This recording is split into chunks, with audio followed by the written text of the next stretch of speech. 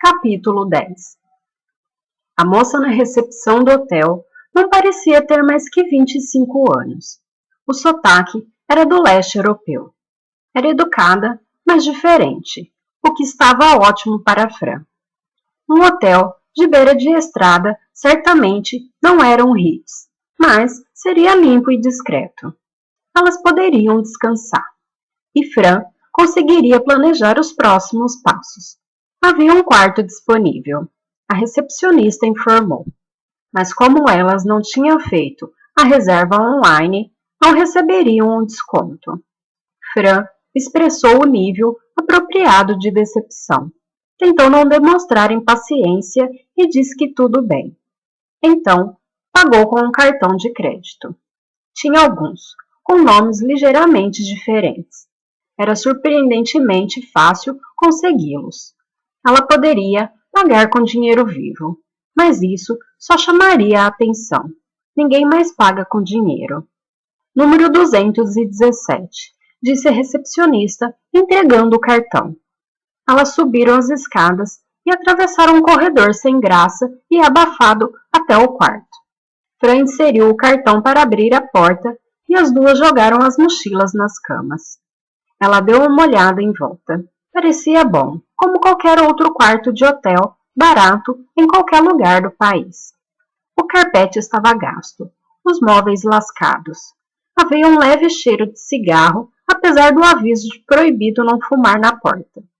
Mas as camas eram grandes e pareciam confortáveis, e Fran estava mesmo exausta. Depois de quase 8 horas de estrada, simplesmente não conseguia mais dirigir. Quando as duas fugiram pela primeira vez, ela foi para o norte, até Cúmbria. Quando o homem as encontrara, ela foi para o lado oposto do país, para a ponta do litoral. Para onde agora? Escócia? Para o exterior? Mas isso exigiria passaporte, algo que ela não tinha. Fran deu uma olhada em Alice, parada no meio do quarto. Ombros caídos, braços frouxos, cansada demais até para se sentar na cama. A exaustão no seu rostinho partiu o coração de Fran. Foi assim no começo. Hotéis anônimos, sempre fugindo, sempre com medo. Nenhuma criança deveria viver assim. Por outro lado, nenhuma criança deveria morrer de forma violenta. Sentiu um nó na garganta. Às vezes, era como se um raio a atingisse. Luto. Uma culpa desesperada e infinita. Tudo culpa sua. Mas ela não podia mudar as coisas agora. Não podia olhar para trás. Era melhor ficar cega. Ela deu um sorriso cansado para Alice. Venha, vamos dormir um pouco. Ela mordeu a língua antes de dizer as coisas vão parecer melhor depois de um descanso, porque seria outra mentira. Em vez disso, completou. A gente para no McDonald's para tomar café da manhã. Alice deu um sorriso mínimo em resposta e pegou sua bolsinha com itens de higiene. Elas escovaram os dentes sobre a luz forte do banheiro. Vestiram camisetas legs limpas, tiraram as mochilas das camas. Fran verificou se as janelas estavam trancadas e fechou as cortinas pesadas. Estavam no segundo andar, o que era bom. Ela sempre recusava quartos no primeiro. Por fim, passou a corrente de segurança na porta e testou a resistência do metal algumas vezes. Satisfeita com o preparativo, subiu na cama. Alice estava deitada na outra, a coberta puxada até o queixo, já de olhos fechados. A mochila das pedrinhas estava na mesa de cabeceira ao lado. Clique-clac. O homem de areia está vindo. Fran estremeceu, apesar do cobertor grosso e do quarto aquecido. Ela não entendia os episódios estranhos de adormecimento de Alice, embora estivesse se esforçando para pesquisar a doença. Narcolepsia. Descobriu que era esse o nome. Infelizmente, não havia respostas fáceis. Nenhuma relação óbvia da causa e do efeito. Uma daquelas anomalias médicas que provam que a ciência não tem todas as respostas. E nada que tinha lido explicava as pedras. Fran Havia revirado o Google e pensado e repensado, mas não conseguia encontrar nada semelhante. Com o tempo, ela desistiu. Como era a frase do Sherlock Holmes: quando se elimina o impossível, o que resta, não importa quão improvável, deve ser a verdade. O problema, caro Holmes, era que neste caso a resposta era impossível. Enfie isso no seu cachimbo maldito e fume. Alice se virou na cama e enfiou o rosto no travesseiro. Durante seus episódios, ela caía no sono pesado e silencioso. À noite, quando deveria dormir tranquilamente, nunca descansava. Se revirava, gritava e choramingava. Muitas vezes se debatia, gritando, tomada por pesadelos terríveis. Quando Fran tentava reconfortá-la, era empurrada para longe. Doía, mas era compreensível. Apesar de tudo pelo que havia passado, tudo que Fran fizera por ela, do laço entre as duas, não era por Fran que Alice gritava no meio da noite. Não era Fran quem Alice queria que afastasse seus pesadelos. Era sua mãe. Capítulo 11. Rotina. Você se torna uma criatura de rotina num trabalho como esse, pensou Kate. O mesmo horário, as mesmas mesas, a mesma luz fluorescente intensa. Você não tem real noção da passagem do tempo no posto de serviço. Nenhum relógio, nenhuma janela no café em que se trabalha. É um pouco como um cassino ou algum tipo de sanatório. Bagunça a mente e o corpo. Kate se via comendo cereal na hora do jantar e desejando um belo bife ao nascer do sol. Sem contar os olhos secos e a garganta dolorida pelo ar constantemente reciclado. Ah, e o glamour de sempre feder a comida frita. Ela nunca conseguia tirar o cheiro das roupas, do cabelo e das narinas. Às vezes, quando emergia depois do seu turno, piscando os olhos para o nascer do sol, precisava parar um minuto. O sol, o ar fresco, o barulho. Era demais. Ela levava boa parte do caminho de 30 minutos até em casa para se ajustar, recalibrar, para aliviar a rigidez dos músculos e da mente, para relaxar e voltar a ser humana de novo. Cada gesto se tornava tão robótico naquele mundo artificial que você começa a agir como uma máquina no meio desgastada e sem manutenção, realizando cada tarefa com o mínimo de energia necessária. O cérebro distante, em ponto morto, ligada, mas não por completo, a não ser que algo forçasse você a despertar. Algo incomum, algo fora da rotina. O homem magro tinha voltado. Isso era bem incomum. Estava errado, muito errado. O homem magro tinha a própria rotina. Ele aparecia mais ou menos uma vez por semana. Nunca passava mais 9 dias entre uma aparição e outra, nunca menos que 6. Ele nunca voltava no mesmo dia. Nunca. Mas ali estava ele. Ela havia terminado seu turno e estava saindo, com o casaco por cima do uniforme, a mochila nas costas, quando o viu. Estava sentado na mesa de sempre, perto da frente, atrás de uma pilastra onde podia ver as pessoas que passavam sem ser observado. Muitas vezes ficava com o laptop aberto, mas naquela manhã ele tinha o que parecia um caderno e uma folha de papel espalhadas na mesa. Ela franziu a testa. Algo nele parecia diferente. O cabelo? Não, isso estava igual, escuro e bagunçado. Roupas? Ele estava usando roupas diferentes. Mais cedo, ele estava com casaco cinza e jeans preto. Agora, usava uma camisa xadrez e jeans azul. Ele tinha mudado de roupa. Por quê? Porque ela havia reparado. Ela afastou o pensamento. Não era só isso que estava diferente. Em geral, como ela, aquele homem operava no piloto automático. Respirar, andar, cumprir todas as tarefas exigidas pela vida, exceto talvez comer, mas sem efetivamente viver. Aquela vitalidade, aquela energia havia sido drenada dele. Naquela manhã, ele parecia ter recuperado parte dela.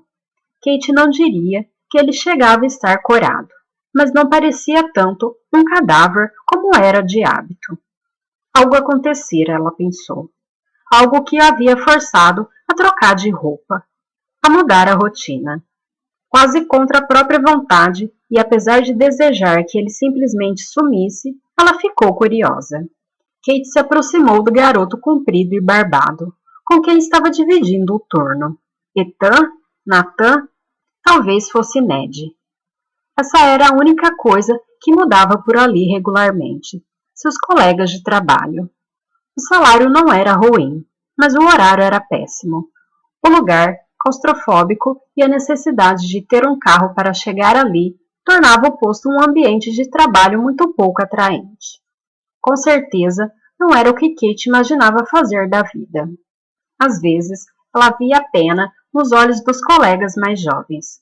A maioria só estava ali para se manter durante a universidade. Depois, seguiriam para algo melhor. Mas ela estava presa ali permanentemente. Aquela era sua vida melhor. Você é esforçada, Kate, dissera um dos conselheiros vocacionais com um sorriso metido. Os poucos fios de cabelos penteados por cima da testa sardenta. Você é dedicada, boa aluna, mas sejamos realistas. Nunca vai estar à altura de Oxford. Babaca descontente. Por outro lado, ele tinha razão.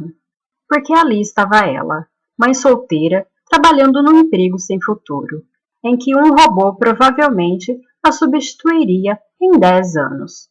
Quando foi que o homem magro voltou? Perguntou ela para Ethan, Nathan ou Ned. Sei lá, grunhiu ele em resposta, concentrado em tentar quebrar ou desmontar a máquina de café. Seja lá o que ele estava fazendo, não era café. Kate sabia que eles receberiam treinamento, mas às vezes ficava na dúvida. A altura de Oxford, sem dúvida. Deixa esse comigo, disse ela com um suspiro, largando a bolsa atrás do balcão. Gabe não tivera a intenção de voltar ao mesmo posto tão cedo. O normal seria ele estar a quilômetro de distância. Mas as coisas não estavam normais, nem perto disso, nem considerando o normal dele, que comparado ao da maioria das pessoas era bem louco. Ele tinha tirado as roupas molhadas da van e pensou em tentar dormir, mas sempre que fechava os olhos, tudo o que via era a porra do corpo liquefeito no porta-malas do carro. Então, via Izzy no banco traseiro daquele mesmo carro. Quem era o homem? O que acontecera com ele? O que ele fizera com Izzy? Ele precisava parar em algum lugar. Parar e pensar. E aquele era tão bom quanto qualquer outro. Pediu um café para um jovem estressado no balcão e se sentou à mesa de sempre para esperar. A mesa ainda estava suja. Várias mesas ainda estavam sujas. Na verdade, o rapaz parecia ser o único funcionário trabalhando. Gabe se perguntou onde estaria a garçonete loira. Talvez o turno dela já tivesse acabado. Ele não conseguiu evitar sentir um pouco de decepção. Abriu a bolsa e tirou os itens recuperados do carro, ainda no plástico, e colocou-os na mesa. De repente, ele parou desconfiado. O samaritano uma vez dissera: estamos todos sendo vigiados. O governo tem olhos em todos os lugares. Internet, circuitos internos, câmeras de trânsito. Você precisa agir sempre como se alguém estivesse vendo. Gabe olhou em volta. Num canto da cafeteria, um casal mais velho em um casaco combinando bebia café com leite. Provavelmente tinha um Volvo e um Coca Spaniel, imaginou ele. Em outra mesa, uma jovem, um terninho e saltos impróprios para dirigir. Digitava furiosamente no celular. Por fim, havia um casal com um bebê adormecido numa cadeirinha. Os dois bebiam grandes goles de café, parecendo agradecidos, e olhavam feio para qualquer um que fizesse barulho. Nenhuma dessas pessoas pareciam estar prestando a mínima atenção a Gabe. Ele tirou os itens do saco plástico e os observou de novo. tentando ver aquilo tudo de forma objetiva. O elástico era muito parecido com os que Izzy usava naquela manhã, mas por outro lado, muitas meninas usavam elásticos exatamente como aqueles. Não havia nenhum cabelo preso no elástico, e se Samaritano tinha razão, seria tarde demais para extrair DNA de qualquer jeito. É claro que ele ainda podia ligar para a polícia, mas já sabia o que eles diriam. Então, ele achou um carro, e daí? Ninguém negou e talvez houvesse um carro, mas não era a Izzy que ele vira lá. E eles seriam simpáticos, pacientes e compreensivos, até certo ponto, o ponto em que começariam a tratá-lo como louco, que nem da primeira vez. Ele se acostumou a ver os policiais revirando os olhos sempre que apareciam na delegacia. O tom educado, mas firme. As sugestões de conversar com alguém como um terapeuta, pessoas com que ele poderia procurar, números que poderia ligar. De certa forma, ele preferia quando a polícia achava que ele era culpado.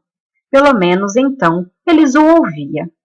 Pelo menos então, eles o tratavam como um adulto, não como uma figura patética digna de pena. Isso foi pior.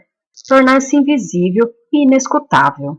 A pressuposição de que tudo o que ele dizia era loucura. Existe. Gabe descobriu mais de uma forma de desaparecer.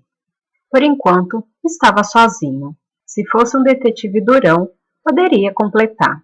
Do jeito que eu gosto, mas não gostava. Ele se pegou pensando na garçonete loira de novo. Não sabia por quê. Sim, ela era bonita e parecia gentil.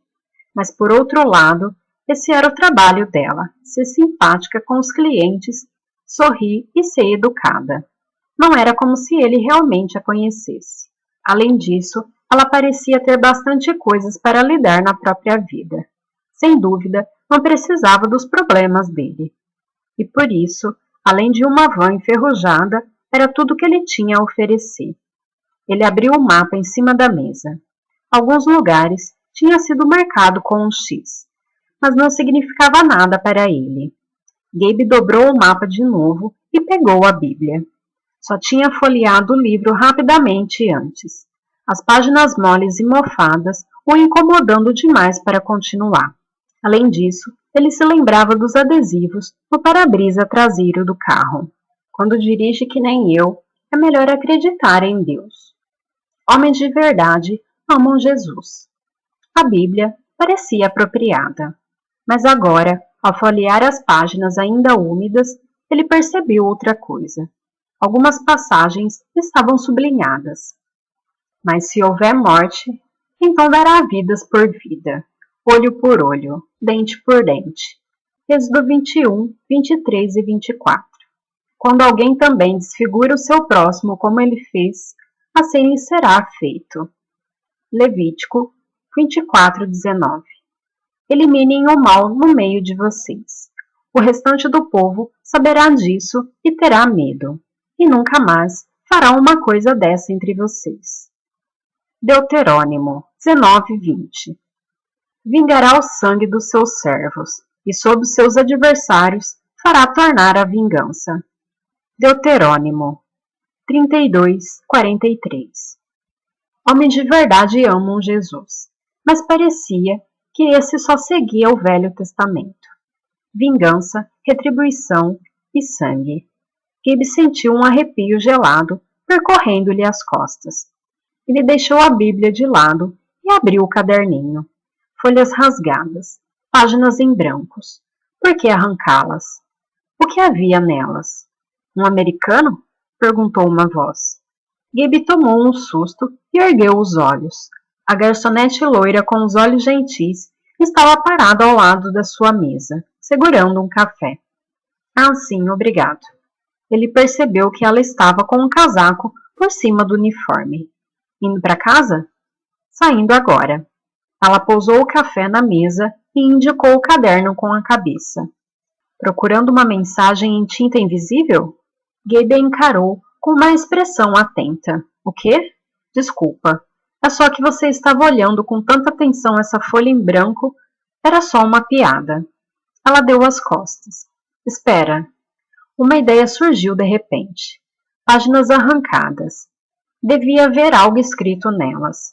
Talvez algo que alguém não queria que ninguém mais visse. Você tem um lápis? Tenho. Ela remexeu o bolso e puxou o cotoco de lápis. Gabe pegou e começou a rabiscar o papel. Não tinha certeza que funcionaria. Só tinha visto fazer isso na TV. Mas diante de seus olhos, palavras fracas começavam a surgir sobre o grafite. Uma marca da expressão da caneta na página superior. Ele ergueu o caderno e observou de perto, franzindo a testa. Imagino que isso não significa nada para você. A garçonete deu de ombros. Desculpa. Ele assentiu desanimado. Aqui o lápis. Pode ficar. Ela se afastou. Gabe encarou o caderno de novo. Vários pedacinhos de palavras e letras estavam sobrepostas, mas 3 se destacavam. A marca fantasmagórica da mão de um morto. As outras pessoas. Capítulo 12. Luzes prateadas fracas começavam a iluminar o céu quando Kate saiu do posto. Apesar de se sentir cansada até os ossos, com o corpo todo doendo de exaustão, ela gostava desse horário. Havia certa calma nas primeiras horas do dia. O dia despertando, sem nada para estragar. Um recomeço. Bobeira, é claro. Não existia recomeços. Não de verdade. Estamos todos presos em rotinas pessoais, sem conseguir reunir energia para sair delas. A vida é como ela é. Ou como era para Kate, pelo menos. Naquela manhã, como de costume, ela pegaria o carro e iria até a casa da irmã mais nova, a Lu, para buscar as crianças e fazer o café. Então, deixaria Sam e Grace na escola e finalmente iria para casa dormir.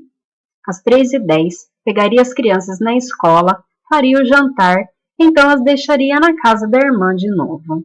E depois que elas fossem dormir, voltaria para o trabalho pela rodovia. Uma repetição sem fim, embora, pelo menos, ela lembrou a si mesmo que ela tivesse alguns dias de folga antes da rotina começar. Ela atravessou o estacionamento e entrou no seu velho Polo. Ligou o motor e escolheu um CD.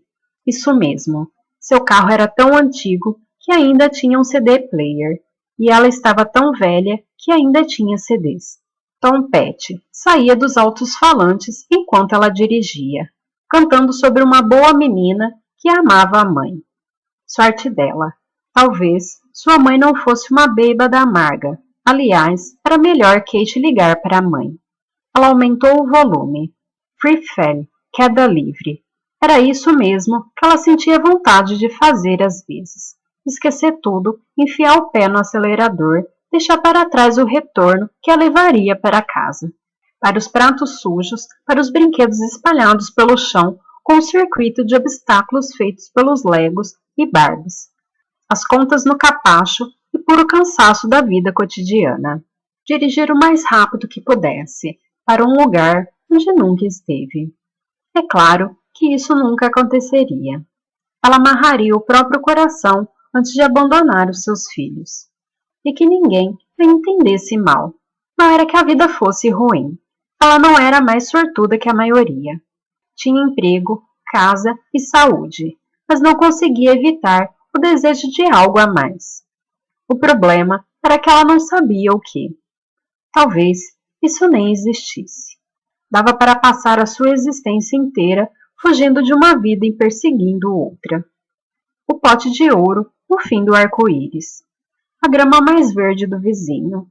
Na maioria das vezes, o ouro era falso e a grama era artificial. Quando ela se casou, sonhava com uma família perfeita. Uma bela casa com jardim.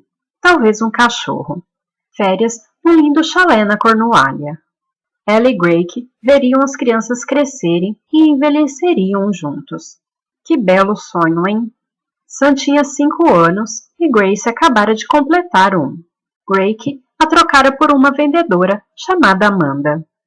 Então, foi morar em um apartamento moderno, todo de ladrilho e com sofás brancos. e tirou férias de casal em Dubai.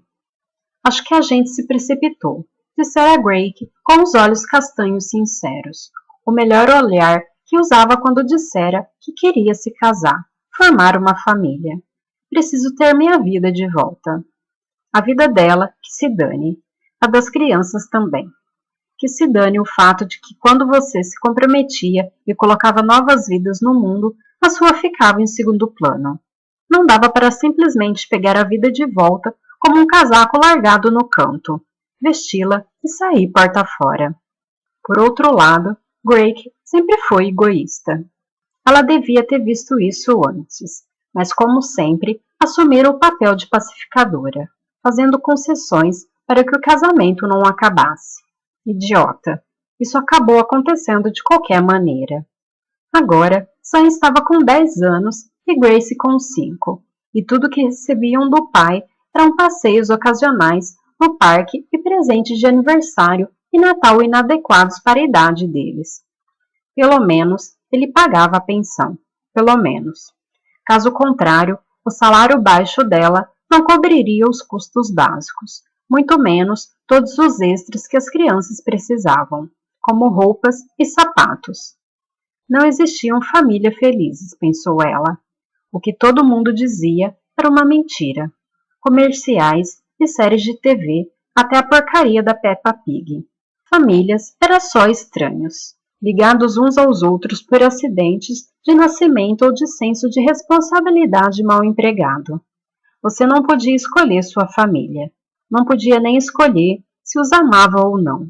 Meio que era obrigado. Não importava o que eles fizessem com você. Ela pensou na própria mãe, destruída pela amargura e pelo álcool, e em Lu, com sua sequência de relacionamentos falidos. E a irmã mais velha, que ela não havia fazia 9 anos, desde o funeral. O que será que ela encontrou no final do arco-íris? Seu pé pressionou o acelerador mais um pouquinho. A placa para o seu retorno surgiu. 14. Beton Mesh. Ela seguiu reto por alguns momentos além do normal. Então, ligou a seta para mudar de pista e entrou a estrada lateral. Tom cantou que ele ia deixar este mundo por um tempo. Até parece, pensou ela. Mas por outro lado, esse poderia ser seu lema. Se ela não tivesse voltado para a cafeteria hoje, se ela não tivesse ido direto para casa, se ela não tivesse servido o homem magro, se ela não tivesse visto as palavras emergirem no caderno maltratado, como um pesadelo emergindo das profundezas de seu inconsciente. As outras pessoas. Você queria algo mais, Kate? Pensou ela amarga. Bom, é isso aí. Cuidado com o que deseja. Quando ele perguntara se aquilo significava algo para ela, Kate conseguira negar com um gesto de cabeça, mesmo com o estômago revirado. Então, ela se afastara o mais rápido que pôde, sem disparar a porta fora. Ele, obviamente, não sabia o que aquelas palavras significavam. Com sorte, ele nunca descobriria. Além disso, não era problema dela. Não podia ajudar. Ela nem o conhecia, mas conhecia as outras pessoas.